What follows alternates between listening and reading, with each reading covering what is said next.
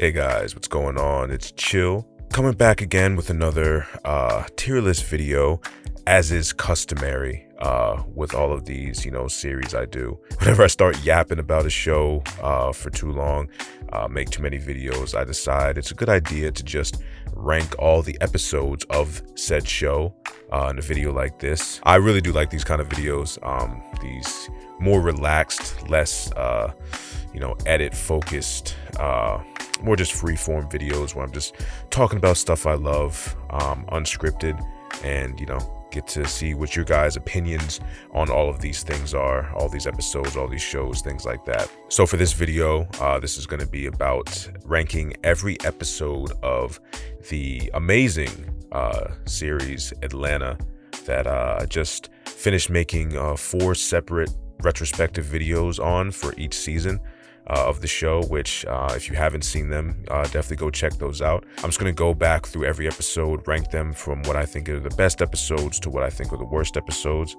For C tier, this is going to be the "but why though" tier.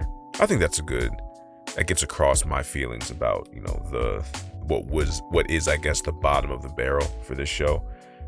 Episodes I'm just like, this didn't really need to exist. It's not the worst thing I've ever seen, but also, like I said, in regards to the high standard that I hold Atlanta episodes to, these episodes just don't really hit that at all. So again, just why does this exist? B tier is just going to be the classic solid tier that I put on all these tier lists. These are episodes that nothing too crazy, definitely not bad episodes, right? Can't really complain about them too much, but overall they're just kind of meh, just solid experiences. A tier is that good. These are episodes that are really good. Not too many negatives to point out, not too much to critique. Not quite, the S tier, just amazing episodes of the show, but all of these episodes in this tier are ones that I really love, have a lot of fond memories of watching. I think we're going to call the S tier masterpieces.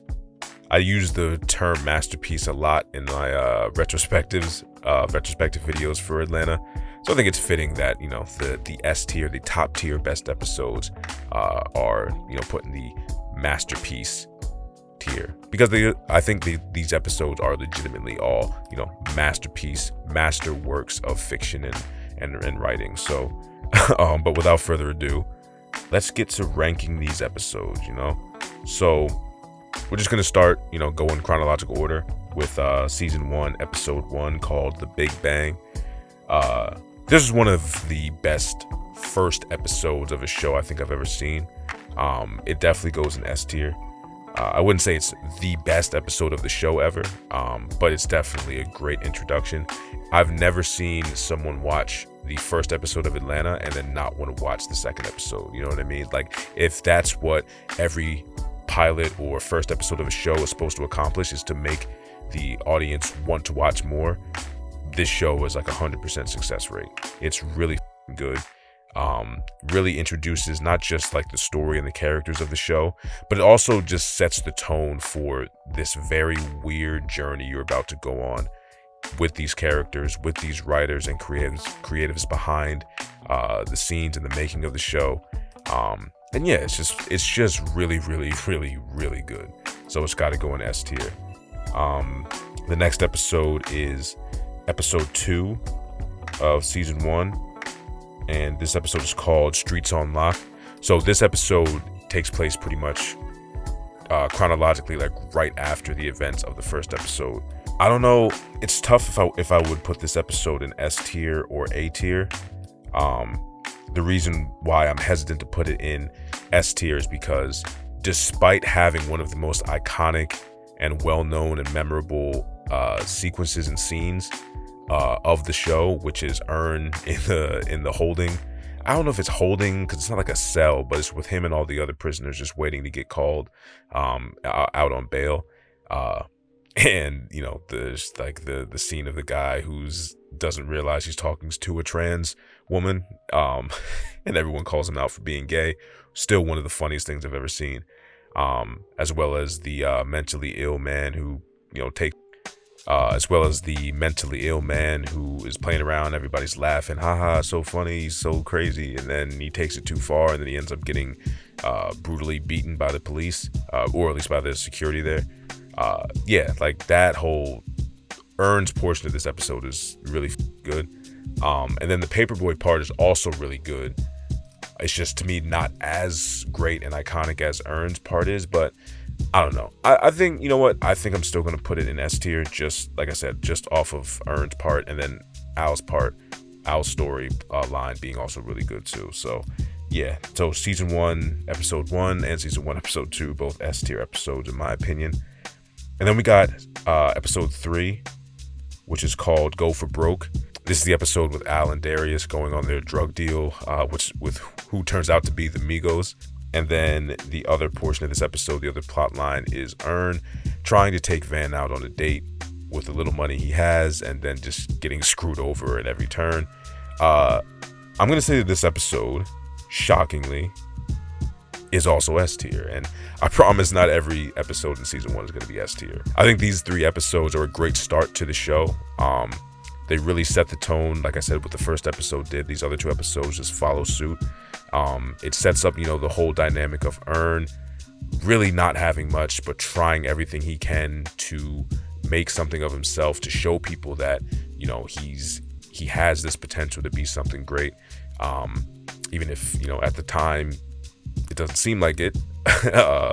But yeah, this is a really good episode. I think it's definitely an S tier, very iconic and memorable episode. I love the back and forth between Earn and Van at dinner, where Earn is like giving his whole thing of like, oh yeah, like I want to be free to do this, I want to be able to do that, and blah blah blah, and I don't want to be held down by obligations or responsibilities. And Van's like, well, you realize that we have a daughter who needs like food and shelter and money and everything like that. So like, yeah, I support your dreams, but also like you need to be a supportive father and also partner to me, because we're your family, and you started this family, you have to take care of it.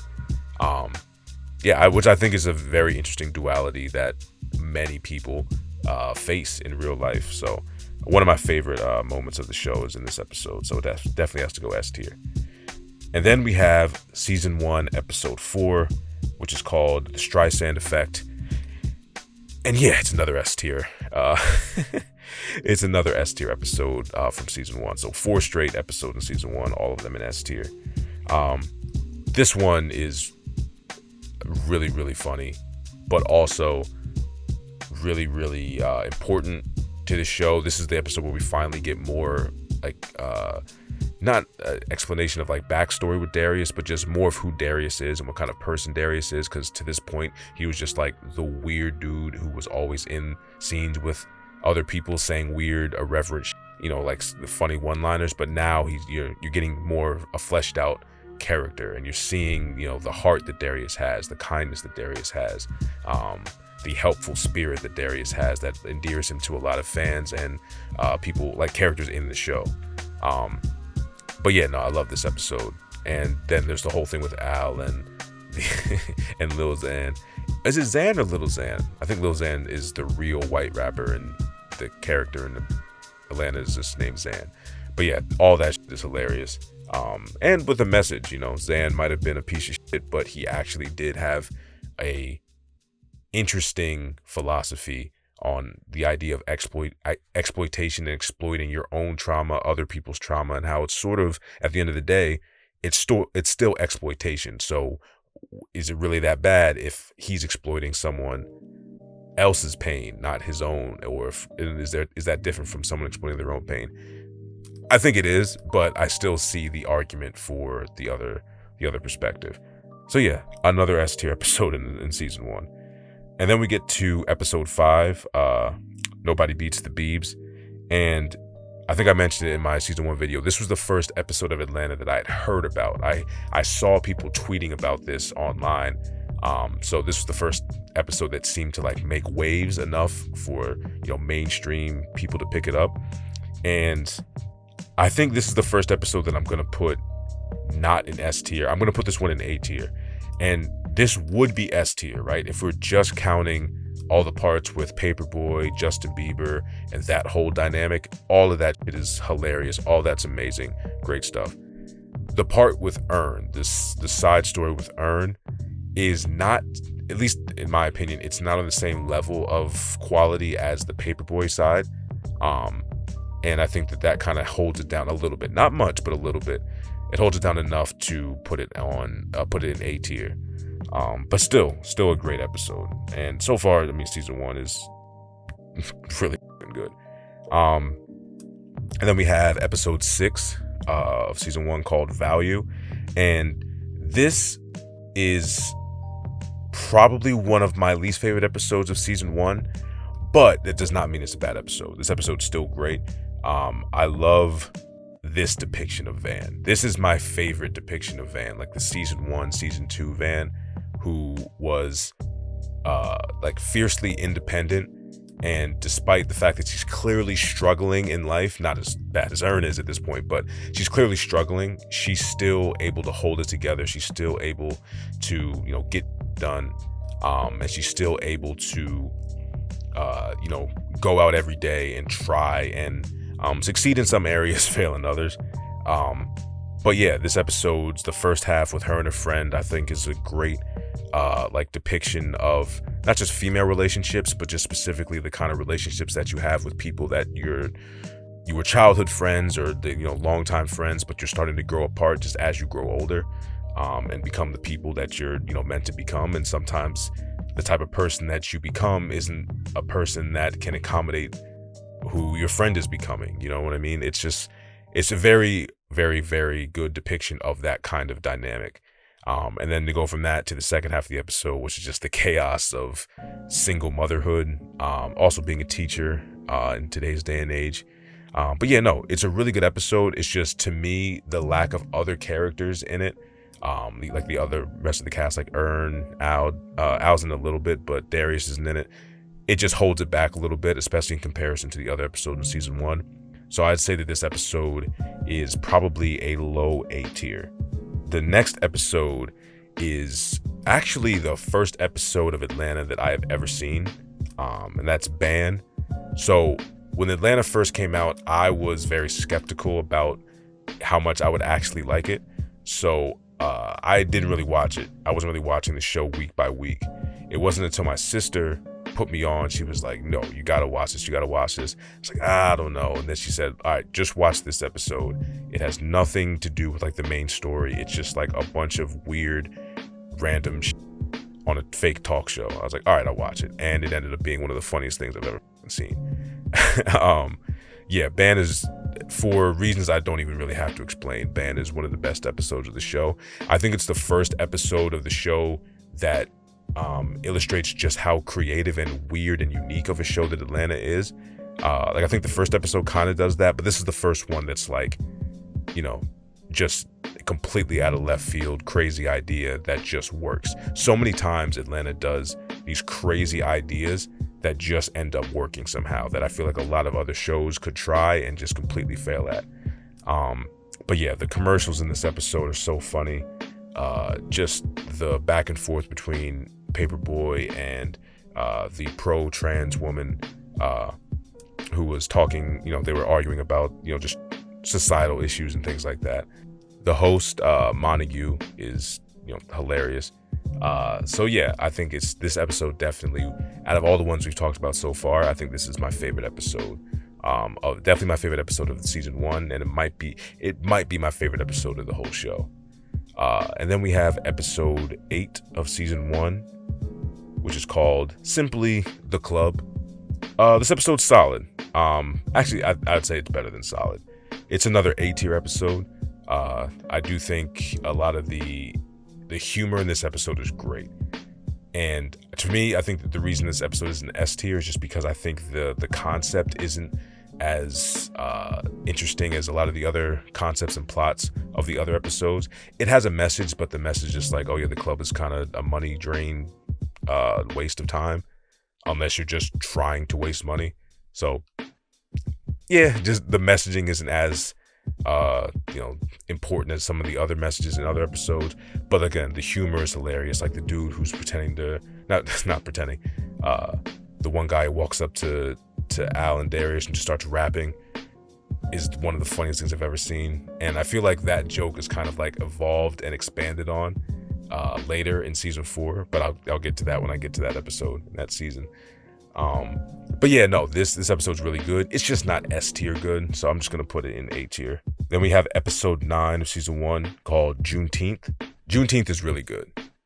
I would say this is another A tier episode from season 1. The whole Ern and Van connection can get a little annoying at times, but I think this is one of the episodes where it's really well done and really well depicted.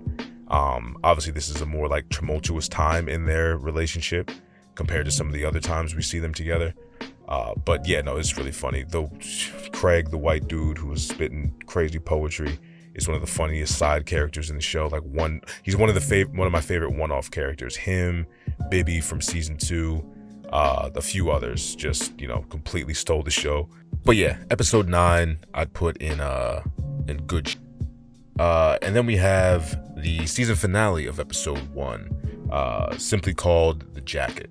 I love the ending of this episode. You know, it's the iconic image of Ern sitting in his little makeshift apartment / storage room, storage garage, and holding the two $100 bills and just like, you know, sifting through them back and forth as the camera just zooms out and slowly fades to black. One of my favorite like images and moments of the show. And just that whole reveal of that's why he wanted the jacket and the key and everything like that was all great.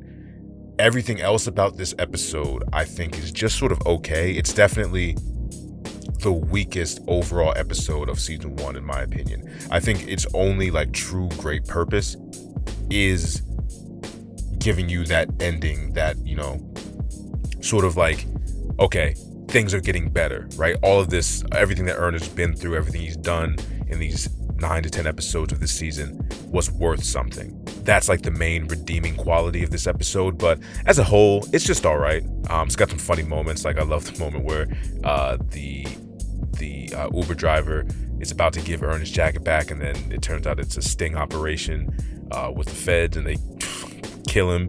And then while, you know, they're attending to the body, his I guess his wife or mother of his children, whatever, it's like crying in the background. Ern just like awkwardly walks up. He's like, hey, can you guys check to see if he has a key in his pocket? Like, that's my jacket. Like that's like classic Atlanta awkward comedy that I really love in this show. But yeah, it's a solid B tier episode for me. So yeah, it'll be the first episode that we put in the solid tier. It's not quite on the same level as the other great episodes from season 1. The first episode of season 2 is called Alligator Man, and this is a really good episode. I think it deserves to be. I don't know. Is it that good or is it a masterpiece? I wouldn't say this episode is a masterpiece. I think this episode is that good. It's really good, but it doesn't quite meet that same criteria as some of the other S tier episodes. I think the argument that it has of being an S tier, you know, masterpiece episode is the back and forth with Ern and his uncle, who's played by Cat Williams, does a great job in this episode. About what it's like to be a failure, but not just a failure, but a failure who had high expectations due to intelligence, due to potential, due to whatever factors you want to throw in there, that clearly Cat Williams had and Ern has. And Ern is afraid to, you know, become Cat Williams' character, his uncle, of just kind of like a fuck up who had it all, and then because of their own incompetence and their own laziness and their own issues, they fucked up and they fumbled whatever bag they could have gotten in life. So that part, those elements of the episode are great. The overall episode, I think, is just, you know, really good, but not like a masterpiece episode. But yeah, so I think it goes in that good. And then we have episode 2 of season 2 called Sport and Waves. Okay, this might be controversial. I don't know. I'm not sure how people feel about this episode. I know how people feel about certain elements of this episode. Like, this is the episode that really introduces Tracy. I know he was introduced in the opening episode of season 2, but this is where we really get to know who he is. Sport and Waves, in my opinion, just might be the best episode in the show. Not just in season 2, it might be the best Atlanta episode ever. It's an S-tier masterpiece episode. And let me give my breakdown, my explanation of why I think let me give its argument for being the best episode of Atlanta.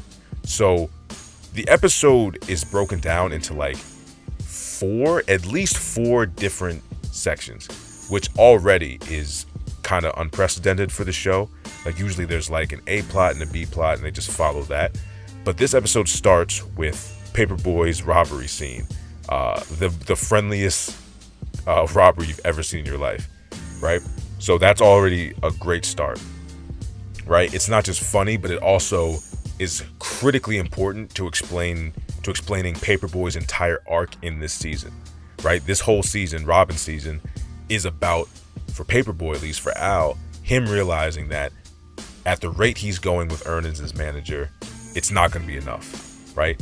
He needs to make sure he does not fail because he doesn't want to be another nigga out here with nothing, right?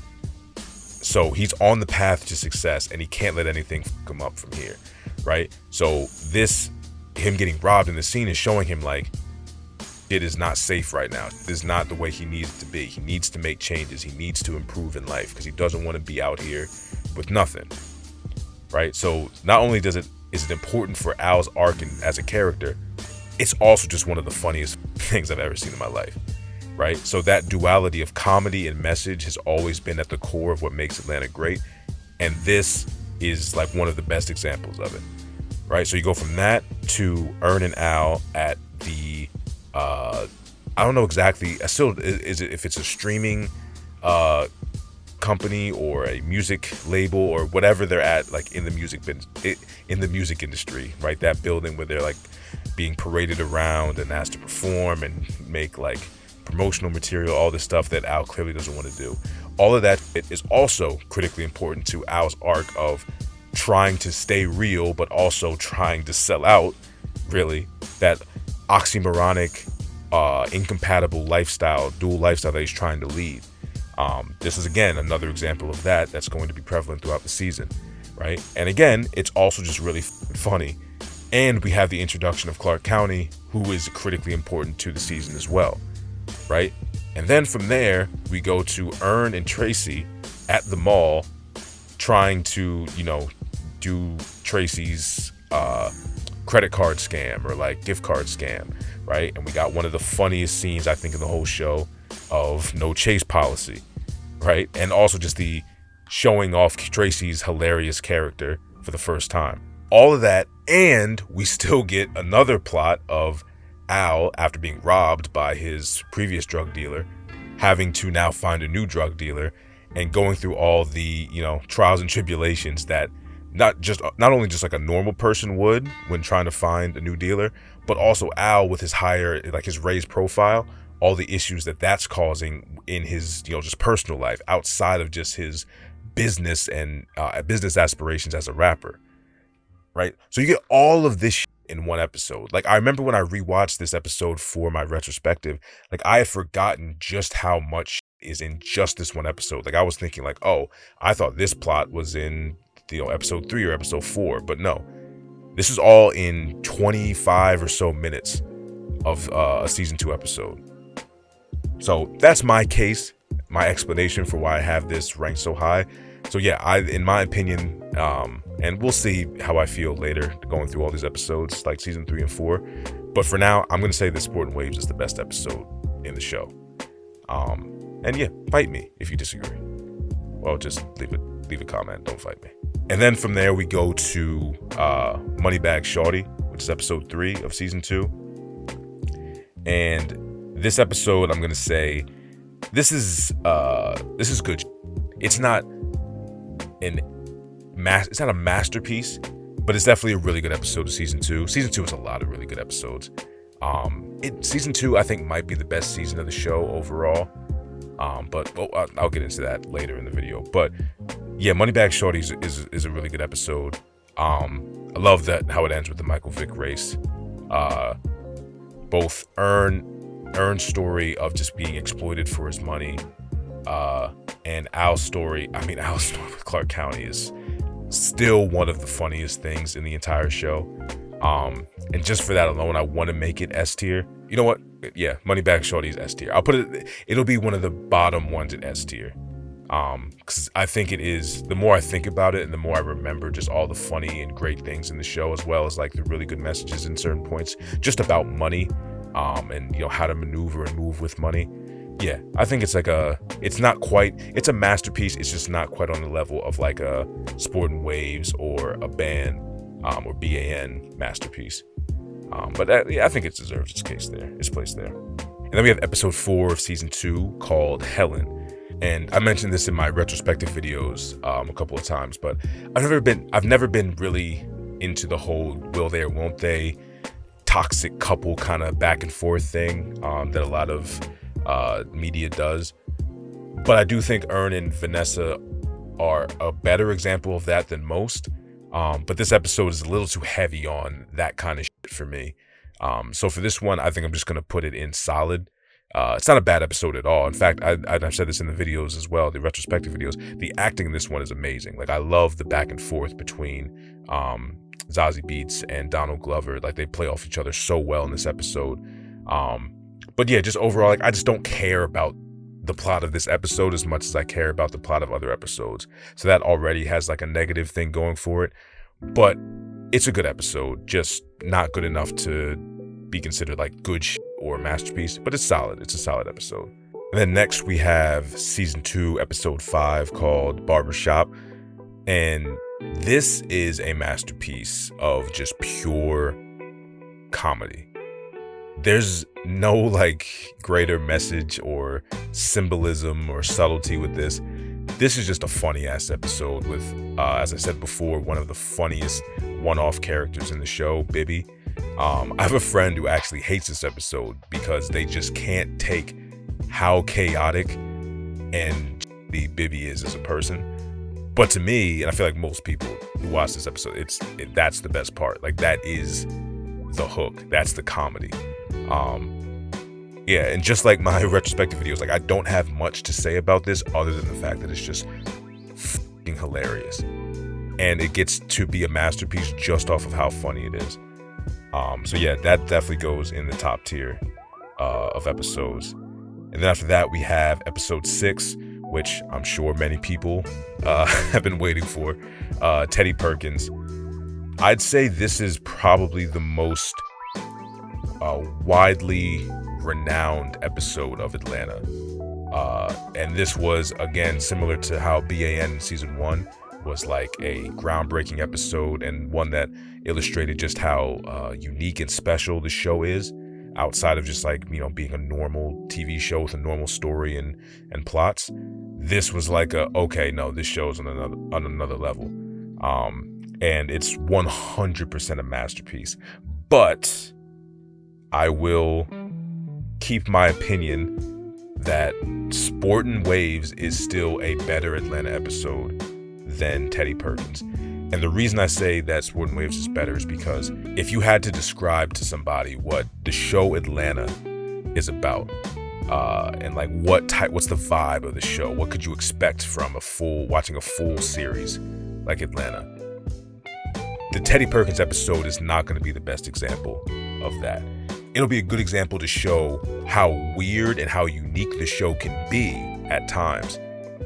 But Sportin' Waves is a better collection of the core themes of the show, not to mention just, you know, the actual characters outside of just Darius. It's a better amalgamation of the different themes and core elements of the show than Teddy Perkins is. So that's why I would say, that's just one of the biggest reasons I would say that Sportin' Waves is still the better episode. I also just think Sportin' Waves is a funnier episode than Teddy Perkins. But Teddy Perkins is a masterpiece. It's one of the best episodes in the show, so it definitely belongs in the top tier. And then from Teddy Perkins, we have episode 7 of season 2, Champagne Poppy. Another really, really good episode.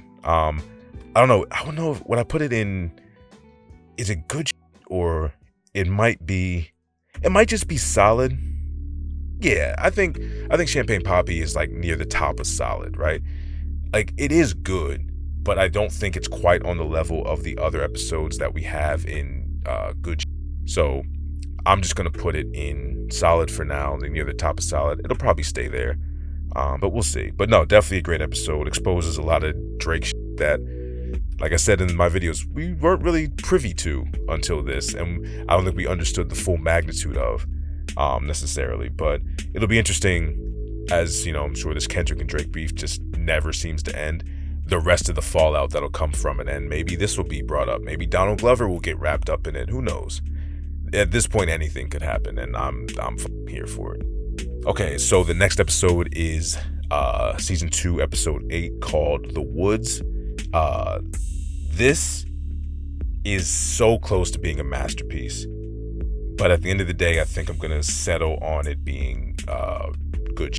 It's got the personal, sentimental messages and themes to it with Paperboy and Al, and everything he has to go through, everything he holds inside and doesn't let other people see, with the death of his mother, how he still mourns her, how he's still shook up about that, just with him and his struggles with identity and wanting to be, like he says in the episode, he wants to keep it real, and he shouldn't have to be like other people in the industry just because that's what's successful. He wants to be Al. He doesn't want to be Paperboy, but he is Paperboy, right? That's how people know him. That's how people view him. That's what's given him a lot of the success in his life. So it's just that internal struggle. And that's where this episode is where all of that comes out. I just think that the first half of this episode is a little too slow in comparison to the second half, which is much more interesting, much more, action-packed, more comedy, more just everything better in the second half. But the second half of this episode is a masterpiece. The first half is just kind of okay, so it balances out to me to just be like, this is that good shit. And then we have episode 9 of season 2, titled "North of the Border," and this is one of my personal favorite episodes. This is also going straight into masterpiece, and I think this is an interesting one because I think I have a pretty good argument for why I think Sport and Waves is a true masterpiece and the best episode of the show. This one I don't have much the same argument for. To me, it was one of those episodes where you either get it or you get it. If you don't, that's fine, but we just disagree. I think this episode is fucking amazing. Anything with Tracy is like heavily involved in the episode. The fight with him and Ern is classic. The whole scene of Al in the bedroom with the one crazy girl is classic. Ern and Al's conversation about Al basically strongly considering firing him for incompetence is so important to just the themes of the Robin season, and Ern and Al's dynamic as cousins, as family members, and as characters. It's one of those episodes where it's got great comedy, great emotional moments, great messages about pride, about family and business, and like I said, it's a fucking masterpiece. Definitely going near the top of S tier. And then we have the season 2 finale, Crabs in a Barrel. And that's not the next. The next episode is Fubu, the throwback episode to when Ern and Al were in grade school together. Yeah, this episode is a masterpiece. When I first watched it when it first aired back in like 2018, I think. I thought it was cool. Like, it was solid. I didn't love it. But now it's definitely grown on me to the point where I'm like, okay, yeah, it's amazing. And I've gone into depth, obviously, in my retrospective video about it. But this episode depicts an American kid in public school better than most things that I've ever seen. The only piece of art that I think compares to it, like modern art, is Bo Burnham's movie 8th Grade, about the 13-year-old girl who's in 8th grade. I know, shocking, right? But yeah, I think from a black American lens, I think this is that perspective. There's nothing that shows it better.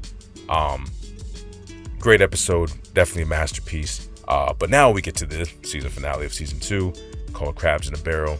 And this is similar to season 1 finale. I think this is an episode where the episode itself isn't like that great, but the ending of the episode is super important, memorable, iconic, all of those different things, and it kind of saves it from itself. It makes it a better episode than it would have been without it. I'd say it's solid, just like the season 1 finale. It's solid. So then we go to season 3, the very controversial and polarizing season 3 of Atlanta. And the first episode that started it all, 3 Slaps. 3 Slaps is a masterpiece. The first time I watched it, I was just confused by it. I didn't know how to feel about it. The second time I watched it, I instantly was like, this is one of the best episodes of the show ever. It's the next step in that evolution of Atlanta, showing that it's one of the most unique and special shows ever come out. Obviously the first one was Band, the second one was Teddy Perkins, and 3 Slaps just continues that, as does the rest of the Strange arc, the anthology episodes of season 3. So yeah, great masterpiece of an episode. Then we have episode 2 of season 3, and like I said, the most polarizing, controversial season. It goes from a masterpiece in its opening to, in my opinion, this is the first episode that I'm going to put down in C tier, which I believe I changed the name to But Why Though? This is a But Why Though episode. I think my issues with this episode come from, again, the Clark County situation just being completely ignored. But even if you look past that, right? Like, I've kind of gotten over that. I know it doesn't sound like it because I keep bringing it up, but I swear I don't harbor the same kind of resentment I had when I first watched season 3 than I do now. But even if you remove any negative feelings about the Clark County cliffhanger from season 2, this episode is just kind of not that good. Like, it was the first time I watched an Atlanta episode, and I was like, oh, they might be losing it, right? Like, the writers, they might be losing their touch, because a lot of the comedy wasn't hitting the same. A lot of like the messages and the things that they were talking about weren't hitting the same. It's not bad. It's just the first episode that made me go, that is clearly not the same level of quality that we're used to getting. Like, it's a clear step down from the rest of the show. So yeah, that's the first episode that I'm going to put in But Why Though tier. All right, so then from there we have episode 3 of season 3, The Old Man and the Tree. Damn, rapping in this bitch. This is a great episode. It's not a masterpiece, but it's definitely some good shit. So I'll put it in that tier. Earn's story is great. Being conflicted about who to help or who not to help in the situation of, a young black kid leeching off a naive rich white man, a naive but innocent rich white man. Darius's situation with like small microaggressions being misconstrued and contorted into just violent and aggressive acts of racism. And then Al's whole thing of being screwed over by a rich white man and then taking out his revenge the way he chooses to. This episode's really good. Definitely one of those episodes that helped to save season 3 when it was first airing and I was watching it for the first time. It helped me, keep my interest week to week in still watching the show. Because like I said, back then when I first watched season 3, like a lot of you, I was not into what I was seeing. But it's grown on me a lot overall. That goes into some good shit. And then we have episode 4 called The Big Payback. And this is that return to the strange anthology arc of episodes that don't involve the main cast and are sort of in their own universe. This episode being about reparations is just a great concept. Like, I think the quality of this episode gets a boost just from the concept of it, and how well executed it was, because it was very well executed. I'd put this one in that good shit as well. I wouldn't put it high, because again, I think it coasts too much off of its concept. But it's a really great episode. Then we have episode 5 of season 3 called Cancer Attack, and as I've said in my season 3 video, this is probably my favorite episode in season 3. It's a masterpiece to me, and I still can't fully explain why I love this episode so much. I just think it's that perfect, it's the most Atlanta episode of season 3. I think this and Nujabes, which is coming up a little bit later, are the episodes that made me feel like I was still watching Atlanta, even though it was season 3 of Atlanta, which is very different from the rest of the show. But yeah, love this episode. Clear masterpiece.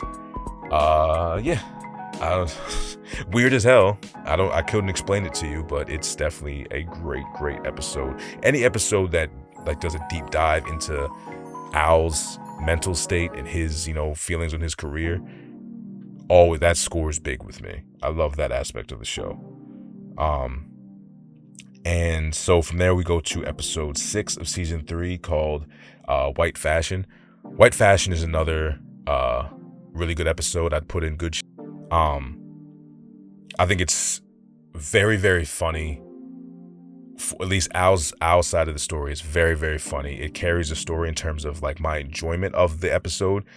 And then there's Darius's side, which is great, but I hate watching it because it just makes me so mad and frustrated, because it's something that really happens, as a lot of these things do, but this is something that like I have experience with, I've seen happen, and I just hate seeing that kind of shit, where white people, ignorant but powerful white people, end up moving hardworking black people and minorities out of their homes and take over their culture and their spaces and invade them with their own culture and their own bastardized versions of their culture.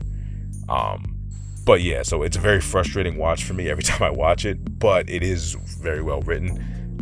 But yeah, it's a really good episode. And then we have season 3, episode 7, Trinity to the Bone. This one I've never been that crazy about. I know I was kind of surprised how much love this episode got in my comment section of my season 3 video. I don't think it's a bad episode. To me it's solid. Like, it's not anything that I've ever like remember to be like, damn, I gotta rewatch that episode. Like, I can't wait to watch Trinity to the Bone again. But there are some elements to it that I think are funny. I think the core concept is very funny. I just don't think the family that was depicted was very interesting or entertaining. It was just some of the things around them were kind of funny. And, Tom Hanks' son, Chet Hanks, is ridiculous and hilarious. But yeah, it's a solid episode. I can't put it any higher than that. And then we have season 3, episode 8, Nujabes. This is one that I know a lot of people love, but just me personally, I've never been that crazy about. And I just think it's weird, man. It's a weird idea for an episode. Like, I get Al imagining his mother, and I even understand the idea of his mother being a trans woman due to like, oh, single mothers have to be both the mother and the father in their children's lives. Like, I get that. I don't understand why they had to keep insinuating that there was some sexual tension going on. That was just the weird, really weird part to me. But outside of that, it is a good episode. But I don't know. To me, I would put this at like the top of solid. The Liam Neeson stuff was really funny, really interesting. Even the stuff that Lorraine was saying to Al about like owning your masters and like people are only trying to use you and all that. Like, all that shit is really good. And I think if it wasn't just for the very uncomfortable elements of the episode, like Al being insinuated to be his mom, like, I think I would put the episode higher. But again, it's one of those things where the more I think about it, the less I like thinking about it. So I'll just put it at the top of solid for now. And then we have episode 9 of season 3, Rich Wigger, Poor Wigger. And this is easily a masterpiece. I think this is the best of the anthology Strange arc episodes in season 3. Kevin Samuels is a very controversial and polarizing figure himself, so it's very fitting that he was in season 3. And I didn't really go into detail about my personal feelings about Kevin Samuels in the video, just because I didn't think it was necessary. It was already a 50-minute video just talking about, the main themes of the actual season. But since I have some time here, I guess I'll talk about it, because I think Kevin Samuels is one of those figures where I 100% understand why he was controversial, and even myself, I don't agree with a lot of his methods of how he went about trying to do what he was trying to do. But I think at the end of the day, intention is important to remember, like for the context of how we view people.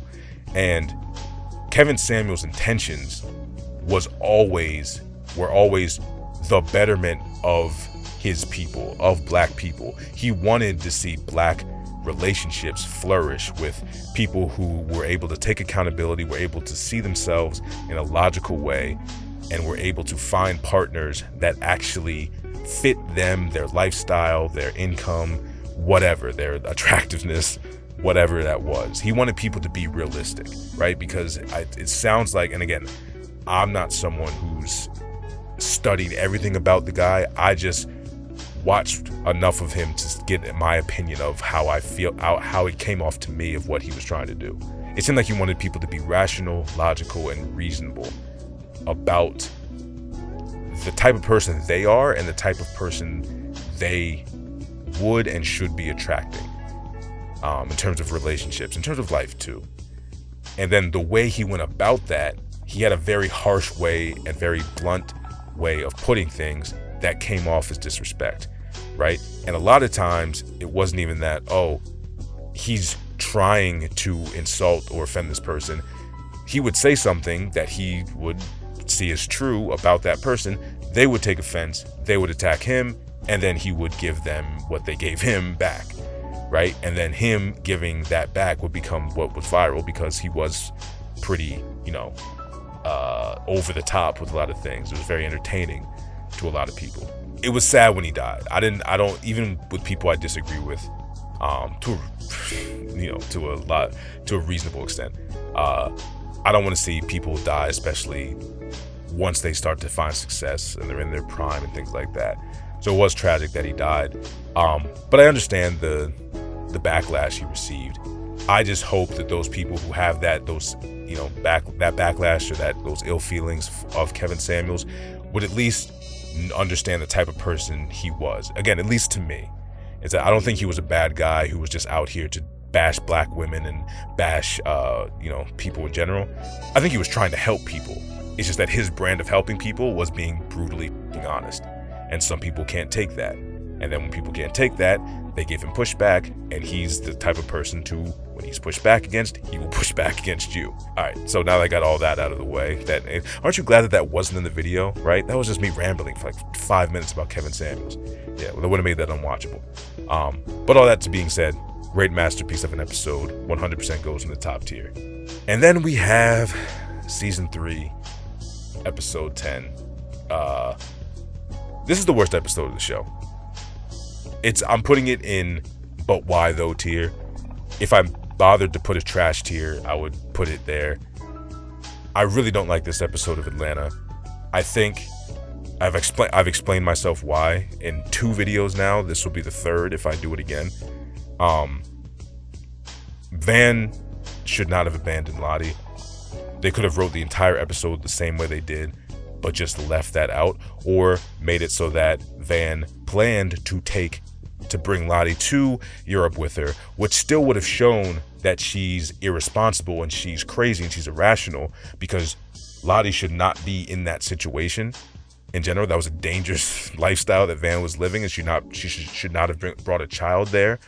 It would have gotten the same point across that they were trying to get across, except it wouldn't have made Van seem like she was abandoning her child, right? And maybe that was the point. Maybe the writers wanted Van to come across as a parent who was abandoning their child because they can't take it anymore, which I would have to ask, why would you want to do that to one of your beloved characters? What did you gain from it? Again, but why though, right? That's the only thing that comes to mind. Why is this a thing? Why was Van written the way she was written in this episode? I will keep saying it, and people will keep posting comments acting like I'm not saying it.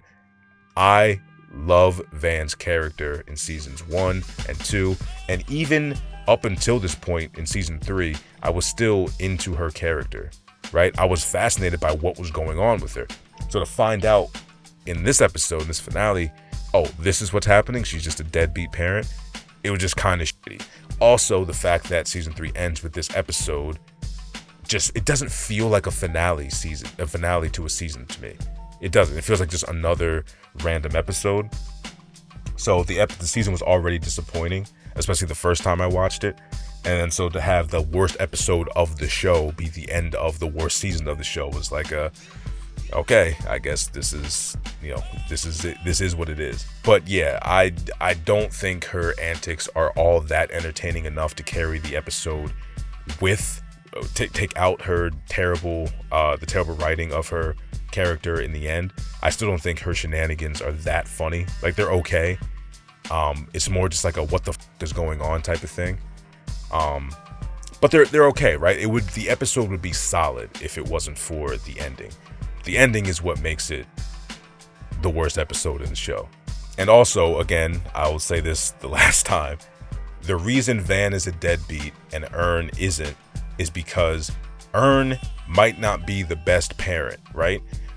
Ern has never tried to abandon his daughter in the United States or outside of the United States.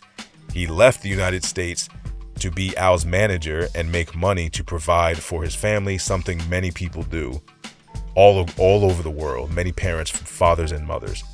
That's what Ern does for Lottie.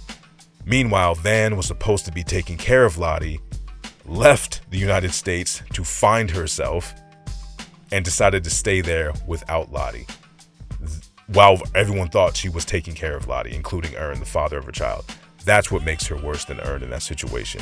And that's the only reason I called Van a deadbeat and a bad parent. Van was not a bad parent from season 1, episode 1, through season 3, episode 8. She became a bad parent in season 3, episode 10, and that is it, because she abandoned her daughter.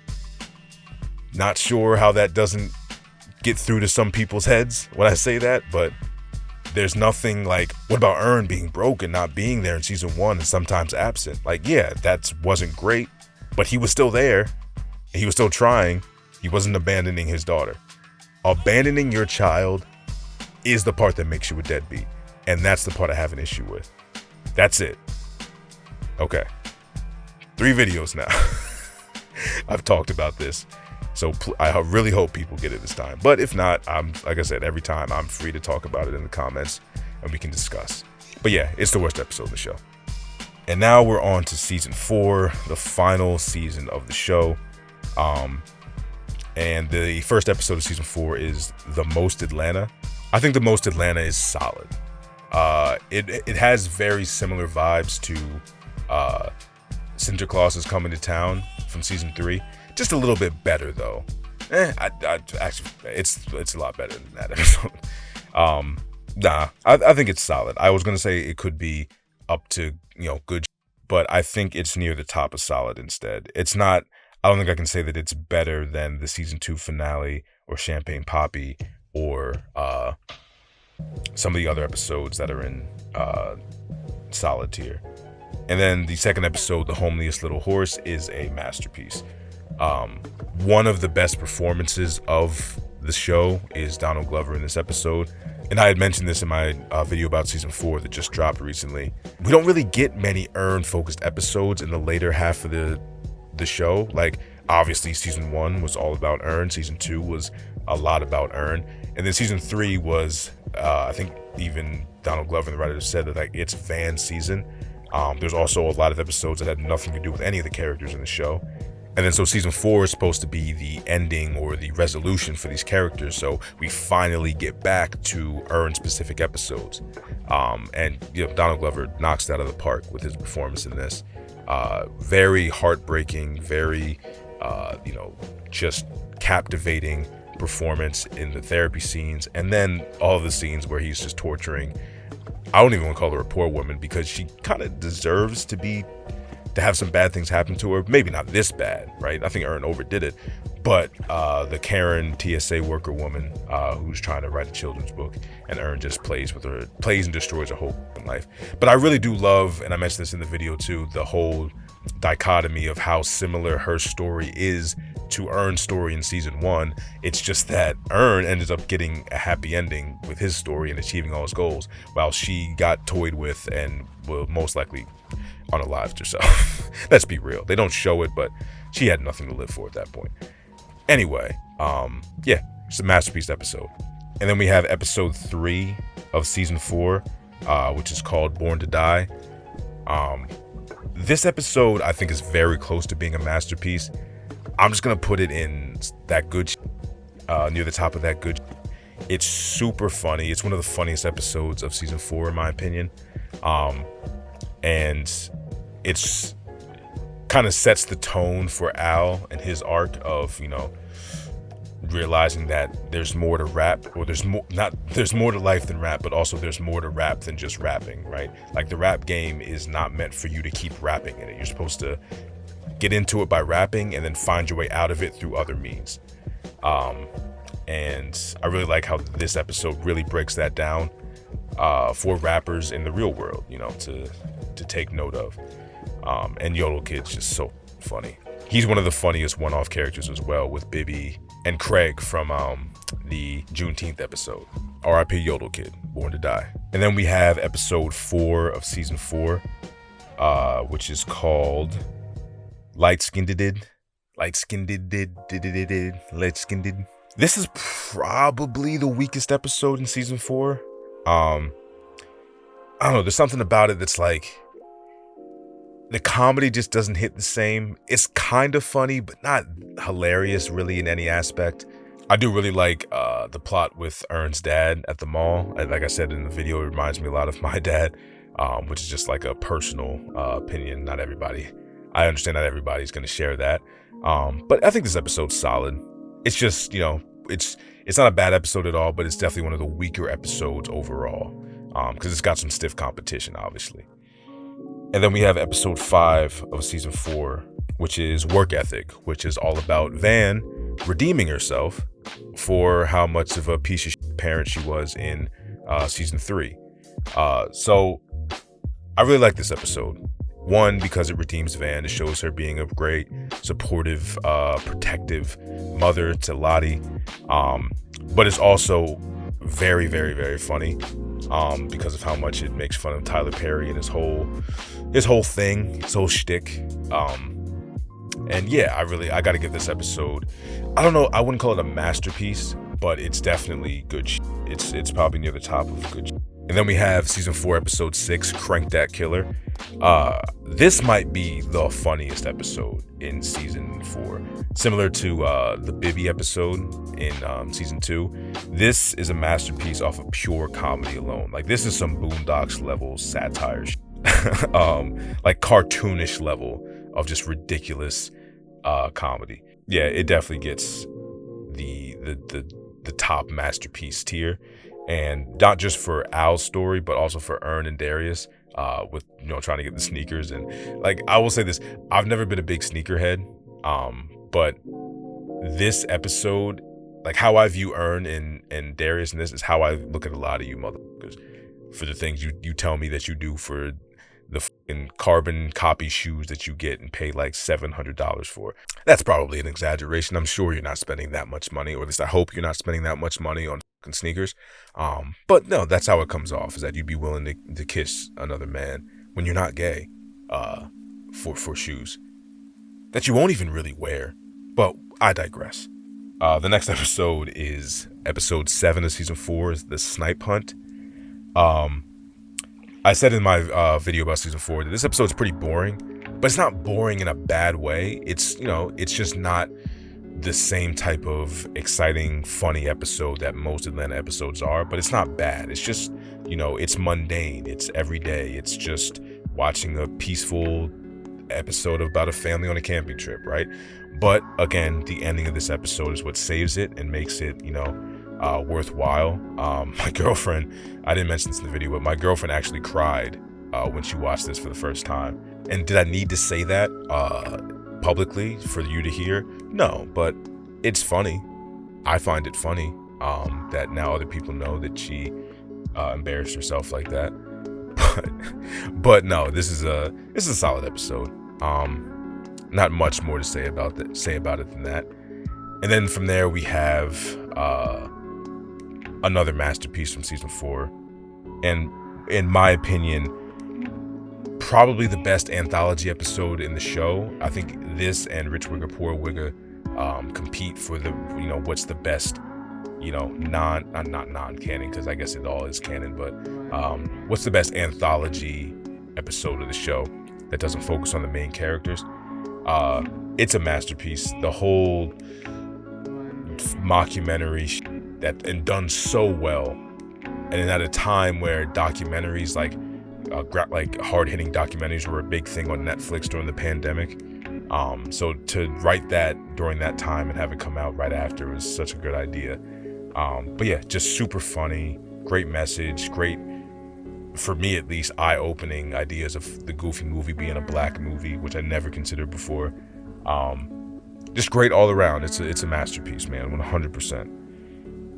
And then we have the series finale of Atlanta, season 4, episode 10. It was all a dream. Actually, that's not the next episode. This is post-recording, editing chill, going back to recording because I realized I forgot to talk about the penultimate episode of the series, Andrew Wyeth, Alfred's World, season 4, episode 9. I don't have much to say about it. I like this episode, but again, I would just put it in solid, probably right around the same place as the Snipe Hunt.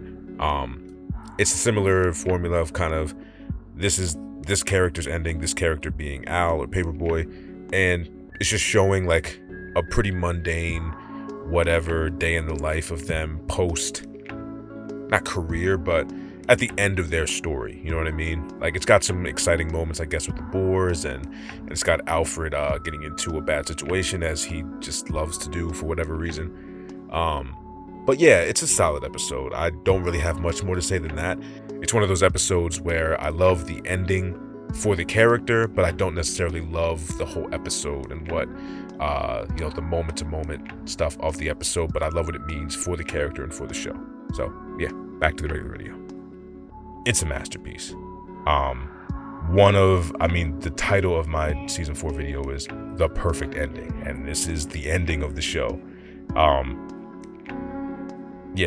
my feelings that I feel about it, I've said in the season 4 video, so you can just watch that and get why I love it so much. I'm sure if you love it, you understand. We probably have very similar opinions. But yeah, it's just a great episode. We finally get Darius' backstory that, a lot of people had wanted for years, and it was definitely worth the wait. And just him being the one that closes out the show, it just feels right? Like, even though the story was about Al and Ern trying to make it in the music industry, and Darius should always just seem to be like a tag-along friend, he always seemed to have the spirit of the show within him more than even Ern and Al. So for him to be, again, the one who was like the final story to close out the entire series, it was just the perfect way to do it. So yeah, that's the tier list, and this isn't quite ordered fully. I mean, obviously everything's in the correct tiers, but I'm going to snap my fingers and then magically have it in the exact order of best episode to worst in 3, 2. Okay, so yeah, this is my order of the best episodes. I'm not going to go through each single episode and why I put it where it is. I'm just going to go through like the top 5 and maybe like the bottom 5 to 10 or so to explain some of my opinions. So Sport and Waves is the best episode in the show to me. It encapsulates everything that Atlanta is as a show in one episode, and there's just so much to it, both humor, messaging, plot relevance and importance, character dynamics, character introductions, so many things important. So many important things happen in this episode. So many amazing, hilarious things happen in this episode that it sort of has to be the best episode, in my opinion. You're free to disagree. But I would love to hear what you think is the best episode if it's not Sport and Waves. Or if there's someone out there who doesn't even like this episode, I would love to hear your opinion of how you like Atlanta but don't like what, in my opinion, the episode that, in my opinion, encapsulates all of the core elements of the show the most. But yeah, put that in the comments. But yeah, then number 2, I have BAN. I think a big part of this is because this was the first episode I saw from the show. But I genuinely think it's an amazing episode. And then from there, we go to North of the Border is my 3rd favorite. And I don't expect other people to agree with this one. This is just like a very personal one for me. I just loved this episode, the themes of this episode, the jokes, the humor, everything about it is amazing to me. Number 4 is where I have Teddy Perkins. I know a lot of people probably have this as their, at least in their top 3, if not number 1. But for me, it was amazing, just not as important or impactful as the top 3 were. And then, shockingly, maybe to some people, my 5th top 5 favorite episode is Barbershop.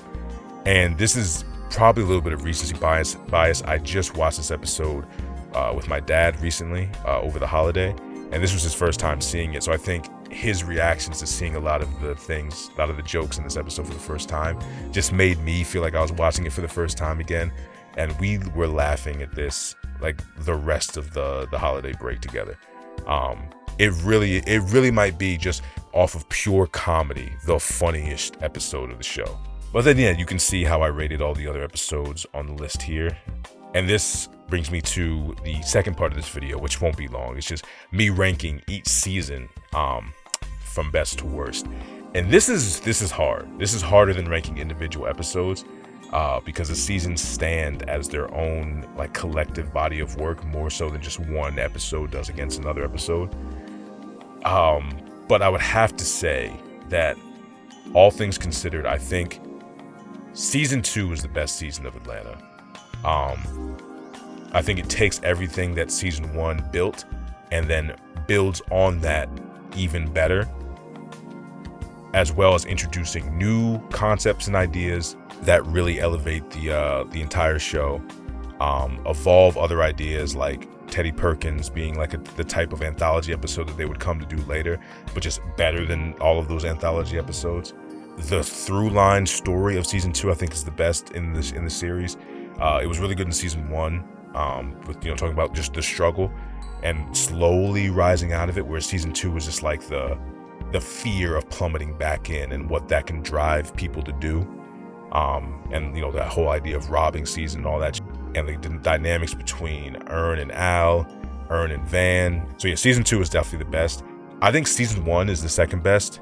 It's just a not as good version of season 2, which if season 2 was like a 10 out of 10, season 1 is like a 9 out of 10. You know what I mean? It's an amazing introduction to this world, these characters, these stories, everything like that. So yeah, season 1 would be second. And then we get to the really hard decision of season 3 or season 4. I have to respect season 3 for what it did or attempted to do, and just, expanding the world of Atlanta, both from the writing perspective and just the characters in the story. But I do think it came up short in a lot of areas where it might have been better to just play it safe and give us more of season 2 and season 1 type of Atlanta, which is what season 4 is. Season 4 is that return to the Atlanta that we all knew and loved from, earlier back in the day.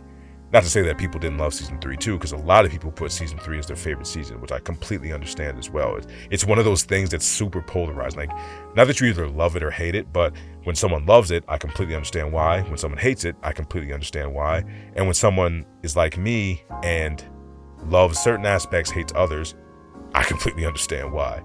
But season 4, I think, has a lot of season 4 is the danger of just reverting back to what you know, because I do think it comes across as an even not as good version of seasons 1 and 2, which season 1 was already a not as good version of season 2, but it still has that feeling of this is the show I came to know and love, that season 3 doesn't really have. Season 3 feels like you're watching a different show, It's still a good show, but it's not quite the show you signed up for, which a lot of times is an issue. It reminds me a lot, and this is going to get real nerdy, the video game series Devil May Cry. I don't know if everyone here has played those games, or if anyone even, is a gamer like I am, but I grew up playing Devil May Cry as a kid. It was one of like my favorite games on the PlayStation 2, like Devil May Cry 1, not Devil May Cry 2, but Devil May Cry 1, Devil May Cry 3, then later Devil May Cry 4 on the PlayStation 3. And the series was great. And then randomly they decided to make a spin-off of the Devil May Cry games, like start a whole new reboot universe and call it like DMC Devil May Cry, where they had the same characters, like their names were the same, and the basic overall story was similar, or at least setup for the universe was similar, but they completely changed the personalities, the look of the game, a bunch of other stuff, and a lot of people hated it just because it wasn't the Devil May Cry that we had come to know and love. Looking back at that game, it's a perfectly fine game, right? Like, it's still fun. Like, I've played it recently, it's fun. If it was its own game that wasn't Devil May Cry, a lot of people would love it. The same way, if season 3 of Atlanta was a new show that was just written by the people who made Atlanta, people would probably love it way more than they do, at least overall. But the fact that it kind of feels like a spin-off reboot of the show, or a different show, when the regular show was doing great, everyone loved it as it was, I think that's what rubbed people the wrong way. But I'd have to say that I think I'd go season 1 the best, season 2 the best, season 1 second, season 4 third, and season 3 last. So season 3 probably is my least favorite season, but doesn't mean it's bad. Every season of Atlanta is amazing. Like I said, this is a masterpiece, one of the best American television shows ever made. But that's just how I see it. So that's my ranking of all the episodes, and also a little bonus ranking of the seasons of Atlanta. Please definitely let me know what you think about my picks in the comments, and obviously as well give me your suggestions and your beliefs and opinions on what's the best or worst Atlanta episodes, seasons, all that kind of stuff. I would love to hear it and argue with you if you're up with it, if you're up for it. Hope you enjoyed it, and yeah, I'll talk to you in the next one. Peace.